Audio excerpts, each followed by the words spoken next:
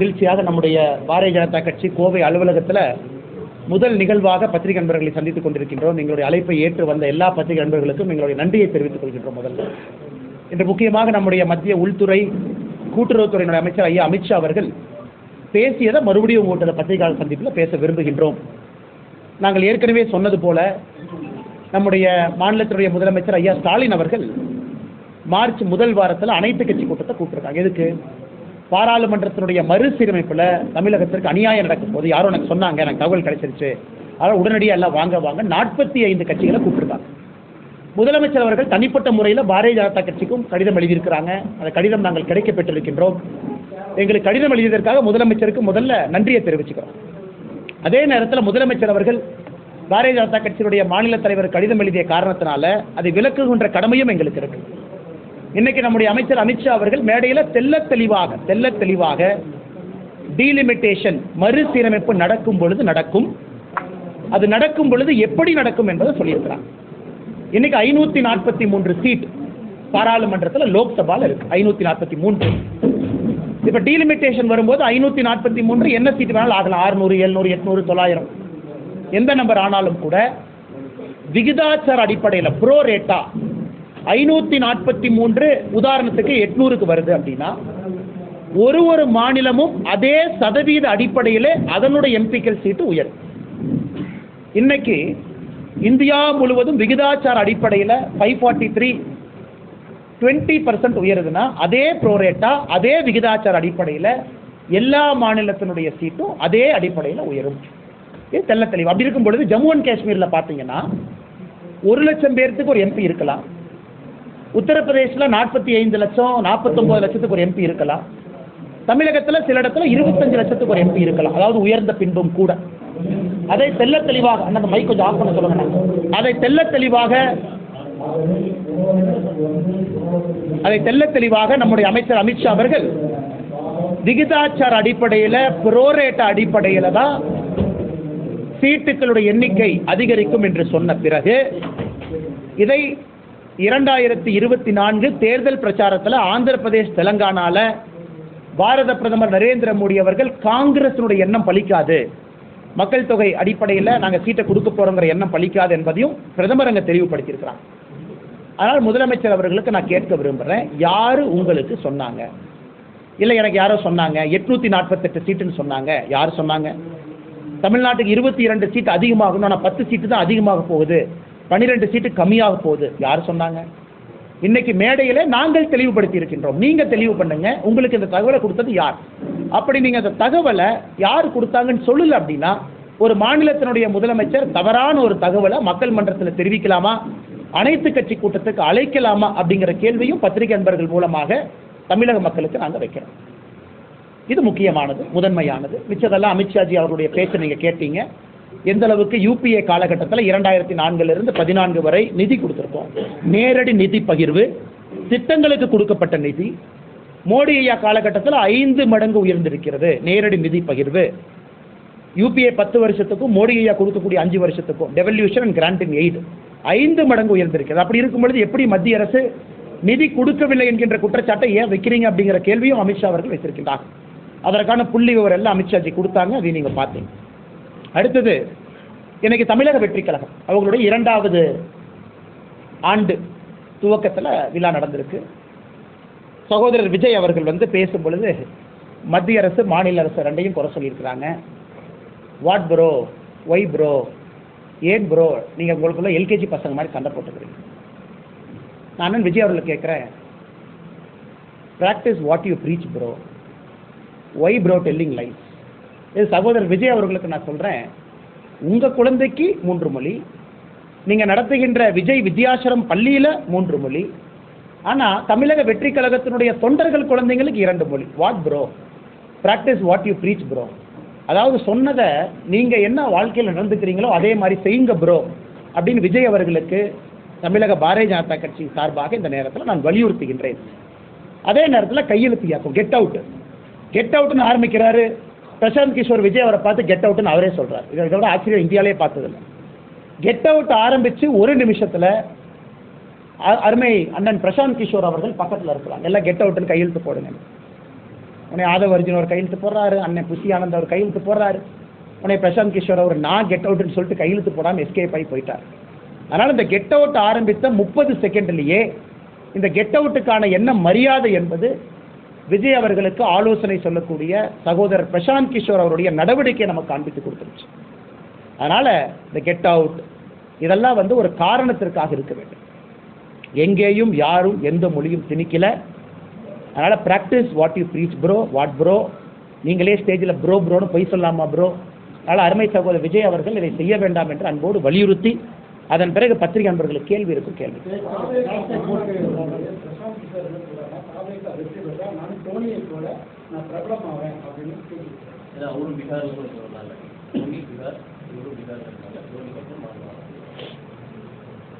ஆனால் தோனி அவர்கள், ஆனால் தப்பு இல்லைண்ணே, பீகார்லேருந்து ஒருத்தவங்க வர்றாங்க, தமிழ்நாட்டில் அவங்களுக்கு ஒரு பேர் கிடைக்குது, சந்தோஷம் தான். எல்லாம் இந்தியர்கள் தானே, நமக்கு எதாவது தமிழர்கள் எல்லோரையும் ஏற்றுக்கொள்கிறோம்ல, நம்ம யாரையும் நிராகரிக்கக்கூடிய தமிழர்களே இல்லையே.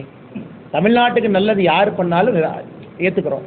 பிரசாந்த் கிஷோர் அண்ணனுக்கு ஒரே ஒரு கேள்வி, ஏனே டிஎம்கேவை கொண்டு வந்து உட்கார வச்சிங்க? நீங்கள் இவ்வளோ பேச்சு பேசுகிறீங்க, நானும் தோனியை போல் புகழ் பெற வேண்டும், நானும் பீகார் ஜார்க்கண்ட்லேருந்து வந்திருக்கேன்னு சொல்கிற பிரசாந்த் கிஷோர் அண்ணன் எதற்காக திராவிட முன்னேற்ற கழகத்தை கொண்டு வந்து ஆட்சியில் அமர்த்துங்க?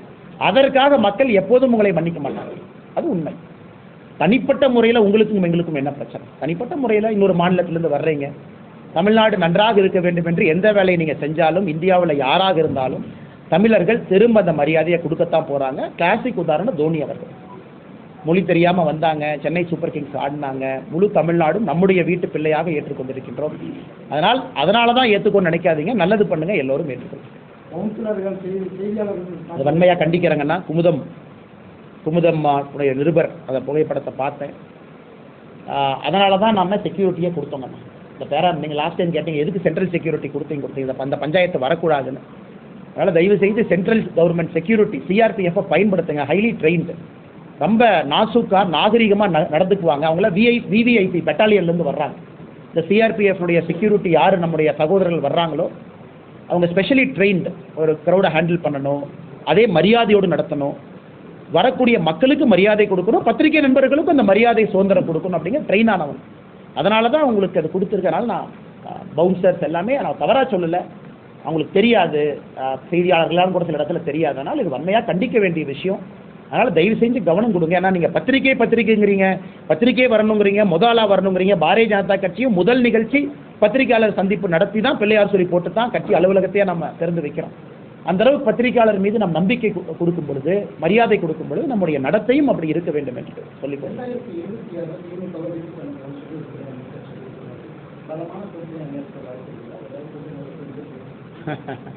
அண்ணா, இன்னைக்கு அமைச்சர் அவர்கள் சிவராத்திரி, மகா சிவராத்திரி ஈஷாக்கு போகிறாங்க. எங்களுக்கும் இந்த அற்புதமான நாளில் 3 கட்டிடத்தையும் திறந்து வைக்க வேண்டும் என்று வேண்டுகோள் விடுத்தோம். திறந்து வைக்கிறேன்னு சொல்லி இன்னைக்கு 3 கட்டிடத்தையும் திறந்து வச்சிருக்கிறாங்க. அமித்ஷாஜி அவர்கள் மிக தெளிவாக சொன்னாங்க, எதற்காக திமுக வெளியே போகணும், வெரி கிளியர். ஆன்டி நேஷனலாக இருக்கிறாங்க, ஆன்டி பீப்புளாக இருக்கிறாங்க, மக்களுக்கு எதிராக இருக்கிறாங்க, பாரத நாட்டுக்கு எதிராக இருக்கிறாங்க, அவங்களுடைய நடவடிக்கை. அதனால் நிச்சயமாக 2026 பொறுத்தவரை எல்லோரும் யாரெல்லாம் நினைக்கிறாங்க, தேசிய ஜனநாயக கூட்டணிங்கிற வார்த்தையும் பயன்படுத்தி இருக்கிறாங்க, என்டிஏ பவருக்கு வரணும்னு சொல்லியிருக்கிறாங்க. ஆந்திரா உதாரணம் கொடுத்தாங்க, பல இடத்தை கொடுத்தாங்க. நிச்சயமாக நம்பிக்கை இருக்கு. தேசிய ஜனநாயக கூட்டணி ஒருமித்த கருத்தில் இன்னைக்கு தேசிய ஜனநாயக கூட்டணி இருக்கு. இன்னைக்கு காலையில் கூட நீங்க பாருங்க, அண்ணன் ஜி.கே. மணி அவருடைய இல்ல திருமண விழா நடந்து கொண்டிருக்கிறது. அமித்ஷாஜி அவங்களால போக முடியல, நேற்று லேட்டாக தான் வந்தாங்க. என்னை அனுப்பியிருந்தார், நீ போயிட்டு வாப்பான்னு. காலையில் சேலம் போய் அவருடைய முகூர்த்தத்தில் கலந்து கொண்டு வந்து தொலைபேசி மூலமாக அமித்ஷா அவர்கள் ஜி.கே. மணி ஐயாவுக்கு தொடர்பு கொண்டு வாழ்த்து சொன்னாங்க. அதனால் எப்பொழுதுமே பரஸ்பரமான ஒரு நல்ல சூழ்நிலை தான் தேசிய ஜனநாயக கூட்டணி இருக்கிறது. வருகின்ற காலத்தில் ஒருமித்த கருத்தோடு யார் வந்தாலும் இணைந்து நாங்கள் பயணிக்க தயார்.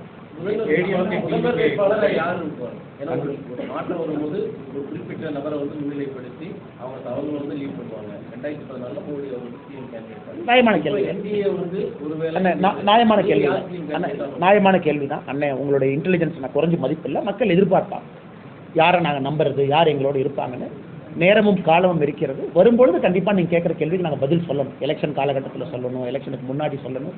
அதே நேரத்தில் பாரதிய ஜனதா கட்சி டெல்லியெல்லாம் நீங்கள் பார்த்துருக்கீங்க, பல இடத்துல கட்சி பிரதமர் அவர்களை முன்னிறுத்தி பிரதமருடைய ஆட்சியை கொண்டு வருவதற்காகத்தான் கட்சி பல இடத்துல போராடி கொண்டிருக்கின்றோம். அதுவும் பிஜேபியினுடைய மாடல். சரியான நேரத்தில் தலைவர்கள் பேசுவாங்க.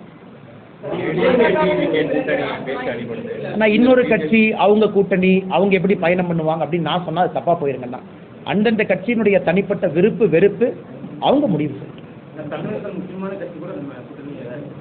ஆனால் இன்னைக்கு என்டிஏ இருக்குது, வலிமையாக இருக்குது, ஸ்ட்ராங்காக இருக்குது, வளர்ந்துக்கிட்டு இருக்கு, எல்லாரும் பாசத்தோடு ஒன்றாக இருக்கும். வருகின்ற காலத்தில் ஒருமித்த கருத்தோடு நீங்கள் பார்ப்பீங்க என்டிஏ என்கின்ற வார்த்தை.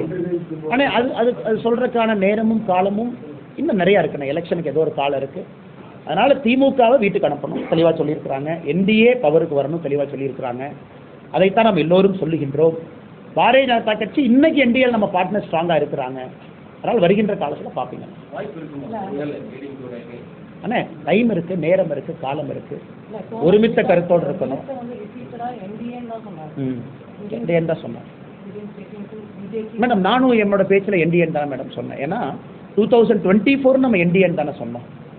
ஏன்னா 2024 என்டிஏ இருந்துச்சு இல்லைங்க. 2024 லோக்சபா என்டிஏ இருந்துச்சு. 2026 என்டிஏ இருக்க போகுது. இப்போ நீங்கள் கேட்குற கேள்வி என்டிஏல யார் இருப்பாங்க, அதான் உங்களுடைய கேள்வி. என்டிஏல யார் இருப்பாங்க? நேரம் காலம் வரும்போது நம்ம பேசுவோம்.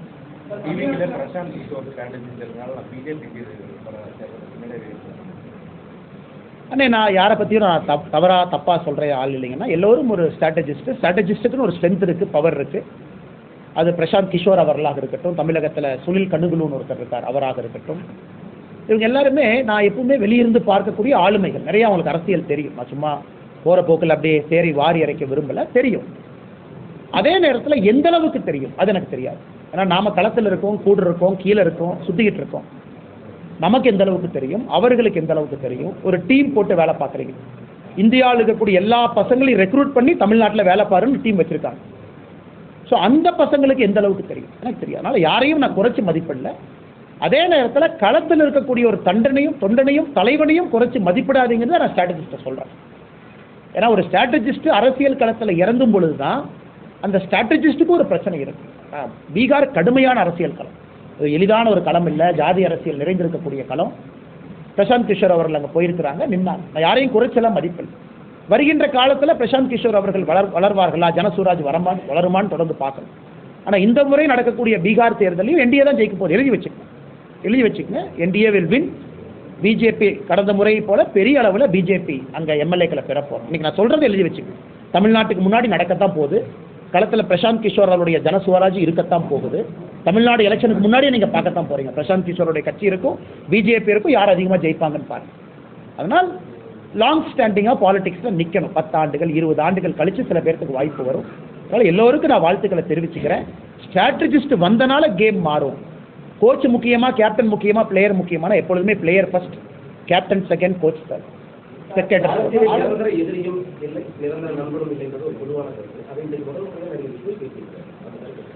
ஆனால் நிரந்தர எதிரியும் நிரந்தர நண்பனும் இல்லை அப்படின்னு ஒரு பக்கம் சொன்னாலும் கூட ஒரு கட்சி கொள்கை அடிப்படையில் இருக்கக்கூடிய பாரதிய ஜனதா கட்சிக்கு எதிரி இருக்கிறான். அதில் எந்த மாற்று கருத்தும் இல்லை. அப்படி சொல்லும் பொழுது நாங்களும் காங்கிரஸும் இன்னைக்கு எதிரியா இருக்கோம், நாளைக்கு நண்பாக முடியுமா? வாய்ப்பே இல்லை. ஏன்னா நம்முடைய சித்தாந்தங்கள் வேறு வேறு மக்கள் பார்த்து ஓட்டு போடுறாங்க. அதே போல நாங்களும் பல கட்சிகளும் ஒன்றாக இருக்க முடியுமா? இருக்க முடியாது. சில இடத்துல காம்ப்ரமைஸ் பண்ணி ஒரு நாட்டினுடைய நலனுக்காக இது நடந்திருக்கு. 99 2004 என்டிஏ ஆட்சி, அடல் பிஹாரி வாஜ்பாயினுடைய ஆட்சி நடந்திருக்கு இல்லைன்னு நான் சொல்லலை. அதனால் நிரந்தர எதிரி நிரந்தர நண்பன் அப்படின்னு சொல்லக்கூடியது எல்லா இடத்திலும் பொருந்தாது என்பது என்னுடைய கருத்து.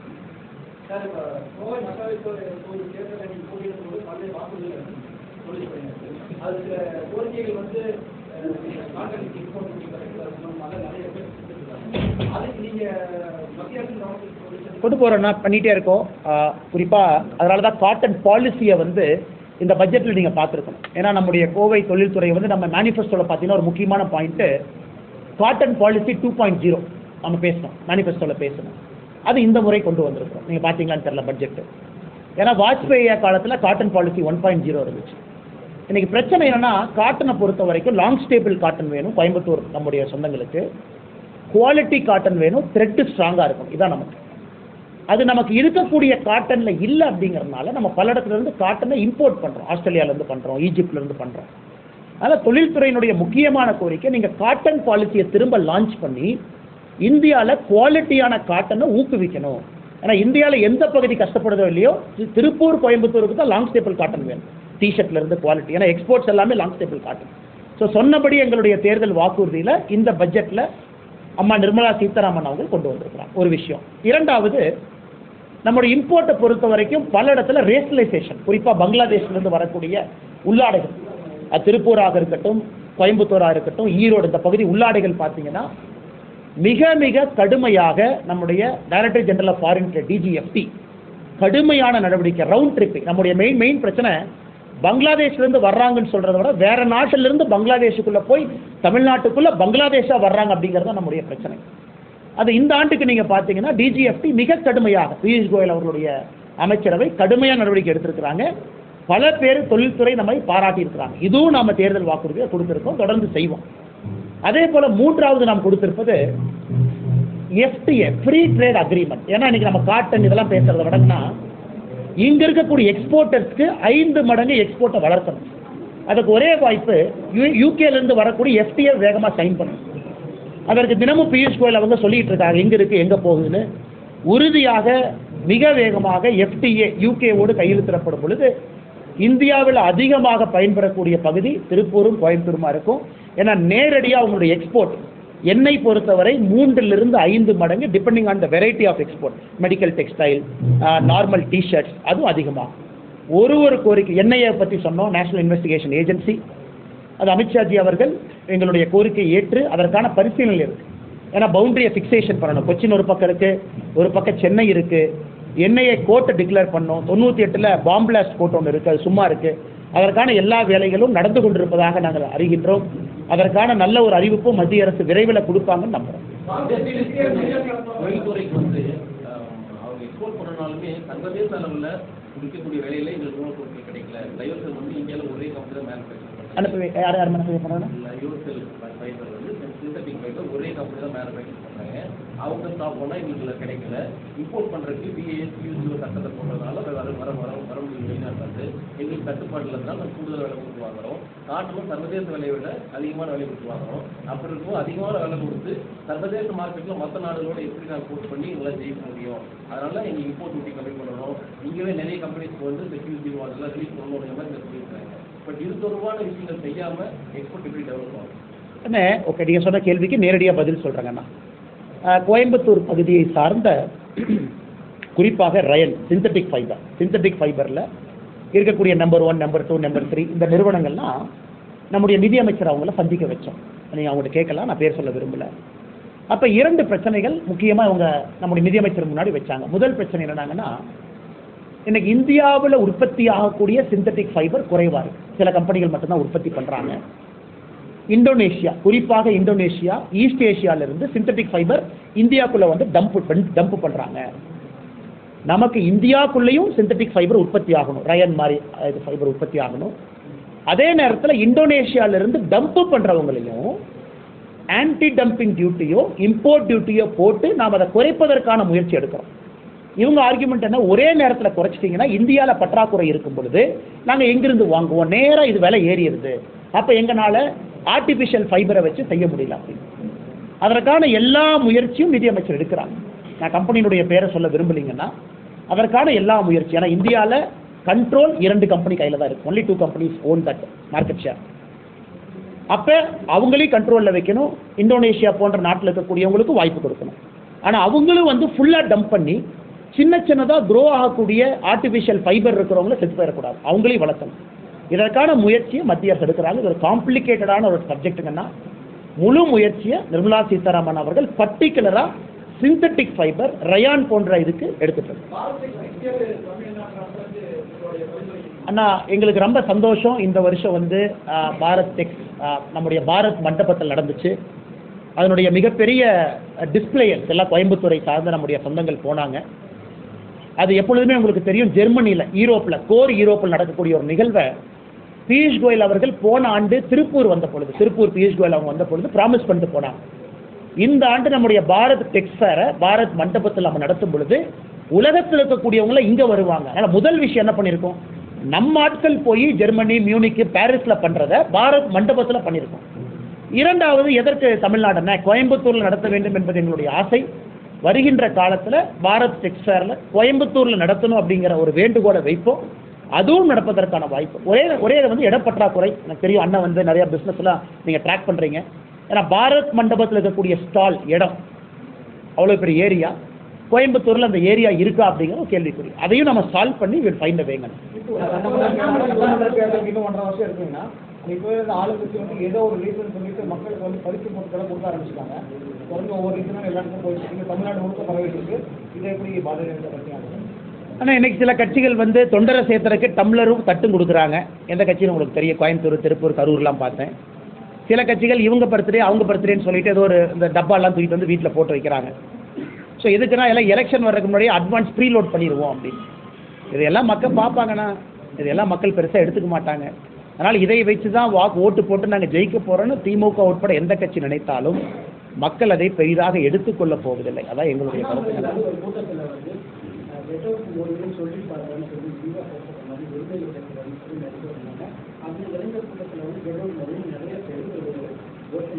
அதுக்கு பதிலடி அதான் நான் என்ன சொன்னேன், உதயநிதி ஸ்டாலின் அவர்கள் சொல்லணும்.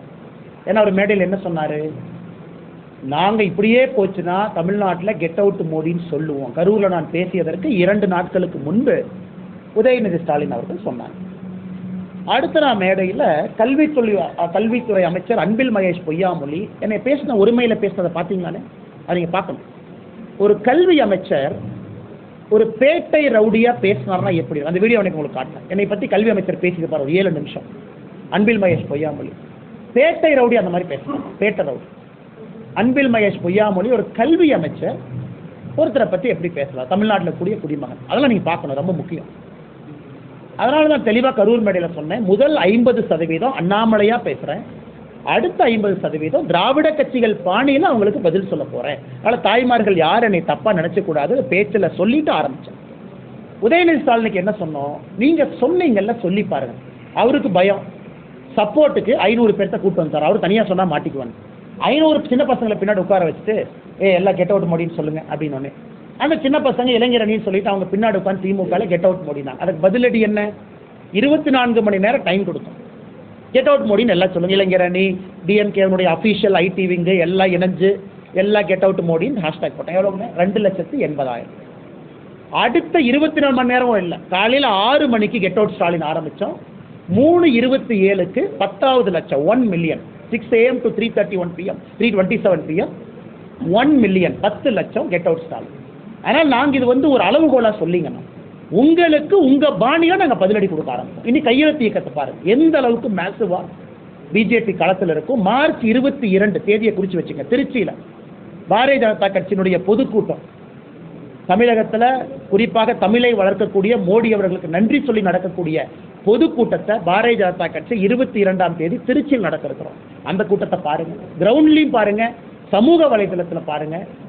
திராவிட முன்னேற்ற கழகத்துக்கு ஈக்குவல்னு சொல்ல மாட்டோம், அவர்களை விட ஒரு படி மேலே போய் நாங்கள் பதிலடி கொடுக்க ஆரம்பிச்சோம். இல்லாட்டி அவங்க திருந்த மாட்டாங்க, இப்படியே பேசுவாங்க, 29 பைசா மோடிம்பாங்க. அவர்களுக்கு அவங்க பாணியில் பேசினா மட்டும்தான் அவர்களுக்கு புரியும். அதே மருந்து எடுத்து அவங்களுக்கு கொடுக்குறோம்.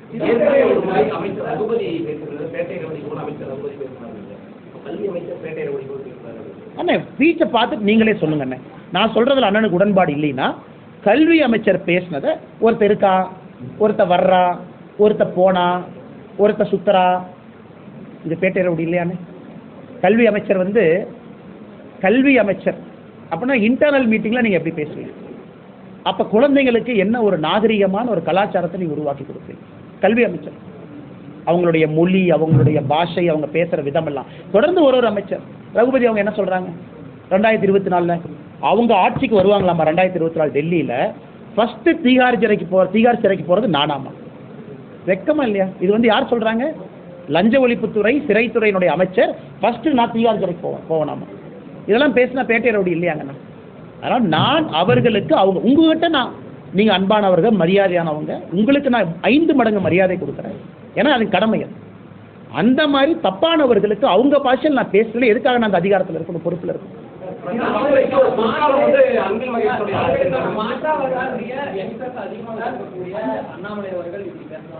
அண்ணே எல்லா யங்ஸ்டர்ஸும் நான் பேசுனதை தப்புன்னு ஒருத்தர் கூட சொல்லிங்கண்ணா.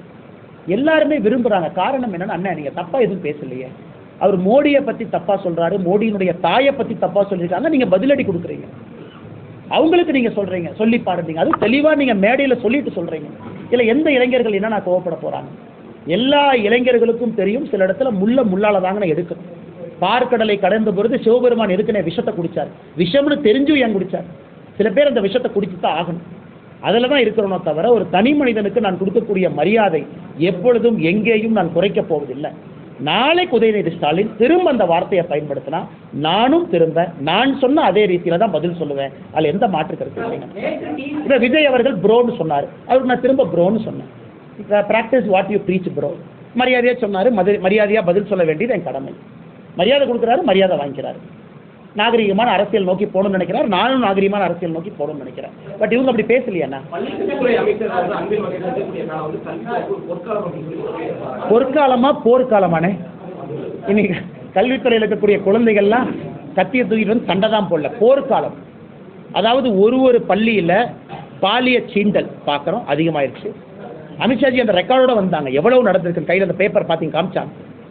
பாலிய சீண்டல் ஒரு பள்ளியில் தரம் குறைந்திருக்குது, மரத்துக்கு கீழே மக்கள் உட்கார்ந்து படிக்கிறாங்க. அவருடைய சொந்த மாவட்டத்தில் எப்படி எந்த அடிப்படையில் இவர் டிஷர்ட்டை போட்டுட்டு போய் ஒரு கிரிக்கெட் மேட்ச் விளையாண்டு இவர் பேட்டை தூக்க, அவருடைய மகனுக்கு பொற்காலம், பிரெஞ்சு படிக்கிறார். அன்பில் மகேஷ் பொய்யாமொழி அவர்களுடைய மகனுக்கு பொற்காலம், தனியார் பள்ளிகளுக்கு பொற்காலம், 3 மொழி சொல்லிக் கொடுக்கக்கூடிய பள்ளிகளுக்கு பொற்காலம், சன்ஷைன் மெட்ரிகுலேஷன் பள்ளிக்கு பொற்காலம், 3 வருஷத்துக்கு ஒரு முறை ரெனியூவல் இருந்ததை வருஷத்துக்கு ஒரு முறை மாற்றி 5 லட்சம் ரூபா வாங்குற அண்ணா நகரில் இருக்கக்கூடிய ஒரு கம்பெனிக்கு பொற்காலம். ஆனால் அரசு பள்ளியில் இருக்கக்கூடிய 52 லட்சம் மாணவர்களுக்கு பொற்காலம் இல்லைங்க.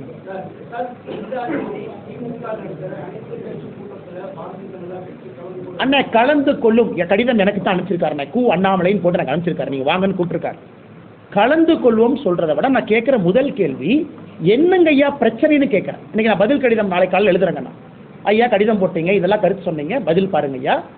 கடிதத்திலே உங்களுக்கு தெளிவுபடுத்திடணுமே, எதுக்கு 45 கட்சிக்காரங்களை கூப்பிட்டு நீங்கள் உங்கள் நேரத்தை வேஸ்ட் பண்ணி 45 கட்சி நேரத்தை வேஸ்ட் பண்ணி வடை பஜ்ஜி டீ போண்டாலாம் உங்களை போன்று என்னை போன்று வரி கட்டுறவங்க தலையில் சுமத்தி, அந்த டீ பஜ்ஜி போண்டாலாம் நீங்கள் நானும் வரி தானே கட்டுறோம், கிளாரிஃபை பண்ணிட்டோம், புரோரேட்டான்னு சொல்லிட்டோம், விகிதாச்சாரம்னு சொல்லிட்டோம். அதை தாண்டி இல்லைப்பா சும்மா வாங்க அந்த கிரிக்கெட் மேட்ச் விராட் கோலியை பற்றி பேசுகிறோன்னா சும்மா போயிட்டு வரேன். விராட் கோலி இந்தியா பாகிஸ்தான் மேட்ச் நல்லா ஆடினாருன்னு முதலமைச்சர் சொன்னாலும் கேட்க போகிறேன். ஆனால் டீலிமிட்டேஷன் பற்றி பேசுறதுக்கு என்னென்ன மேட்டர் இருக்கு?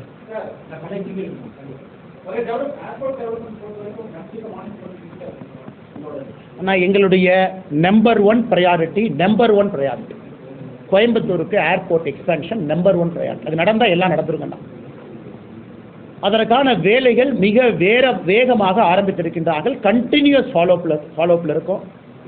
அது இப்போ இருக்கக்கூடிய விமான போக்குவரத்துறை அமைச்சர் வேகமாக செயல்படக்கூடியவர். எப்படி ஜோதிராஜ சிந்தியா அவங்க வேகமாக செயல்பட்டாங்களோ அதே போல் இளமையானவர் ராம்மோகன் அவர்கள் மிக வேகமாக செயல்படுறாங்க. மிக வேகமாக கோயம்புத்தூருக்கு கொடுப்பது எங்களுடைய ஹையஸ்ட் ப்ரையாரிட்டி. கட்டாயமாக கொடுப்போம்.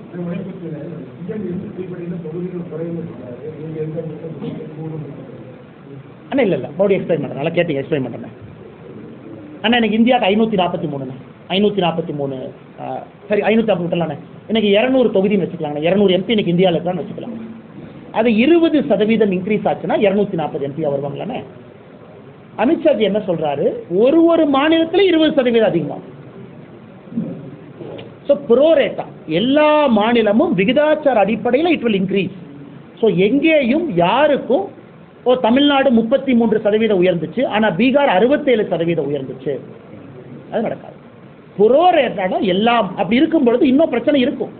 ஏன்னா இன்னைக்கு மேல என்ன கேட்குறாங்கன்னு 1 லட்சம் மக்கள் தொகைக்கு ஒரு MP, 22 லட்சம் மக்கள் தொகைக்கு ஒரு MP, 45 லட்சம் மக்கள் தொகைக்கு ஒரு MP-யா மறுபடியும் அது கண்டினியூ ஆகத்தானே போகும். அது 45 லட்சமா இருக்காது. 30 லட்சத்துக்கு ஒரு MP, 17 லட்சத்துக்கு ஒரு MP, 1,10,000 பேருக்கு ஒரு MP. ஸோ விகிதாச்சார அடிப்படையில் இன்க்ரீஸ் ஆகிறதுனால யாருக்கும் அநியாயம் நடக்காது என்பதை தெல்ல தெளிவாக சொல்லுங்கள். பேசிக்காக சதர்ன் ஸ்டேட்ஸில் வந்து இப்போ வந்து MP representation compared to the Bihar state. So இதே situation will continue. Madam, now you are making a new only saying the current 543 is fixed on 1971 census, madam. So now new census conduct பண்ணதுக்கு அப்புறம் நாம இந்த புதிய ஒரு எண்ணிக்கையை fix பண்ண போறோம். அப்போ இருப்பது எல்லாம் ப்ரொபோர்ஷனேட்டாக தான் உயரும். 543 மைட் பிகம் 800, 850, 900. அந்த இன்க்ரீஸ் தான் ஒரு மாநிலத்தினுடைய இன்க்ரீஸ் அப்படின்னு சொல்லியிருக்கிறாங்க. அப்போ இதே லாஜிக் நம்ம பார்க்கும் பொழுது மேடம், இன்னைக்கு யூபி அவங்க கேட்பாங்க, இல்லை எங்களுக்கு அநியாயம் ஆயிடுச்சு, நாங்கள் எப்படி 50 லட்சம் பேர்த்துக்கு ஒரு எம்பிங்கிறீங்க, நீங்கள் 25 லட்சம் பேர்த்துக்கு ஒரு எம்பி. ஆனால் இந்தியாவில் அவங்களும் பேசுகிறாங்க. ஸோ அமித்ஷாஜி அவர்கள் சொல்வது குறிப்பாக தென்னிந்தியாவில் உங்களுக்கு பிரச்சனை யாருக்குமே இருக்காது, ப்ரோரேட்டாக இன்க்ரீஸ். இது நேற்று ஸ்டாலின் அவர்கள் எழுதியிருக்கக்கூடிய கடிதத்திற்கு நேர் எதிர். அதைத்தான் நேற்றுலேருந்து கேட்குறோம். யார் சொன்னாங்க ஐயா, யார் சொன்னாங்க ஐயா, யார் சொன்னாங்க ஐயா? கடைசி கேள்வினா அண்ணா, எனக்கு வீகம் வகுப்பவங்க, எங்களுக்கு வீகம் வகுப்பவங்க 3 பேருங்கண்ணா. உண்மை சொல்லணும், முதல்ல தமிழ்நாட்டு மக்கள் அவங்கள்ட்ட போய் காது கொடுத்து கேட்கணும். 2வது கட்சி தொண்டர்கள், அவங்க கீழிருந்து மேலே சொல்லணும். 3வது பத்திரிகை நண்பர்கள், மாறுபட்ட கருத்தாக இருந்தாலும் எங்ககிட்ட ஆக்ரோஷமாக நீங்கள் இந்த மாதிரி நடந்துக்கணும், மென்மையாகவும் நடந்துக்கணும், எங்ககிட்ட கருத்து சொல்லணும்.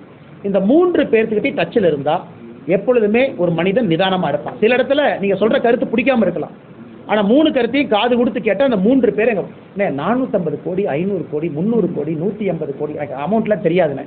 அதெல்லாம் கொடுக்குறதுக்கு எங்கண்ணே பணம் இருக்கு? பத்திரிகையாளர் சங்கத்தில் ஒரு குழந்தை 3வது மொழியாக திராவிட மொழியில் ஒன்று சொன்னீங்க. நார்த் இந்தியன் லாங்குவேஜ் 4th லாங்குவேஜாக சொல்லி ஹிந்தி ஆர் சான்ஸ்கிரிட் படிக்கணும். அப்போ சமஸ்கிருதம் வந்து நார்த் இந்தியனுடைய பகுதியை தான் நீங்கள் இல்லைங்கண்ணா. இந்தியாவில் எல்லா நிலப்பரப்பில் இருந்தாலும் சமஸ்கிருத மொழி பேசுகிறவங்க கம்மியாக தான் இருக்கிறாங்க. ஏன்னா இன்னைக்கு நான் தொடர்ந்து சொல்வது, சமஸ்கிருதத்தை விட நம்முடைய தமிழ் மொழி தொன்மையும் பழமையும் ரொம்ப அதிகம். இதை யோகி ஆதித்யநாத் அவர்கள் காசி தமிழ் சங்கத்தில், முதல் தமிழ் சங்கத்தில் யோகிஜி சொன்னாங்க, சிவபெருமானுடைய வாயிலிருந்து 2 மொழிகள் வந்துச்சு, தமிழும் சமஸ்கிருதமும். அவர் சொன்னது மித்தியாலஜி அடிப்படையில். ஒரு தொன்மையான மொழி, என்னுடைய தொன்மையான மொழி, முதல் தொன்மையான மொழி தமிழ் நான் கற்றுக்கிறேன். அதே நேரத்தில் இன்னொரு தொன்மையான மொழியும் என்னுடைய ஊரில் இருக்கும்பொழுது அதை பற்றியும் தெரிஞ்சுக்கிறங்கிற தப்பு இல்லையா?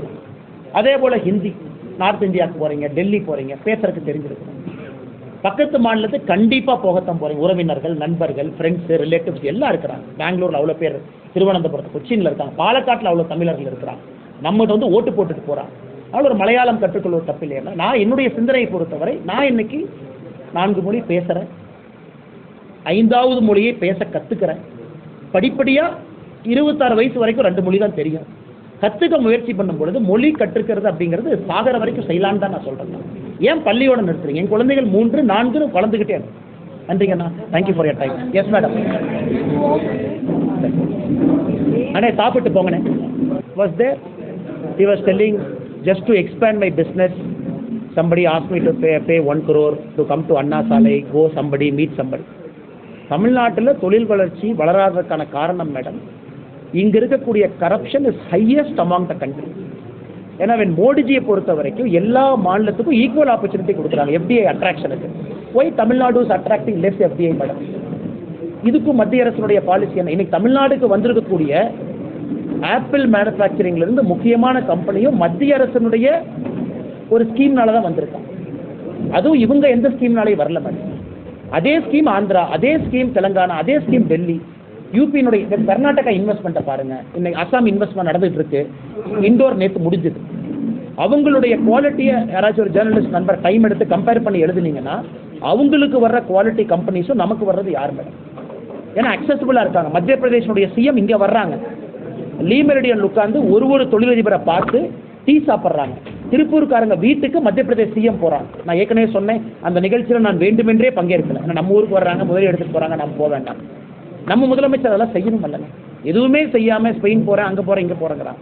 அதனால் குற்றம் மாநில அரசின் மீது இருக்கிறதோ தவிர மத்திய அரசின் மீது திசை திருப்பது மாபெரும் தவறு. மாநில அரசு இந்த மாதிரி உங்களோட கருத்து வச்சாங்கன்னா அது தவறு.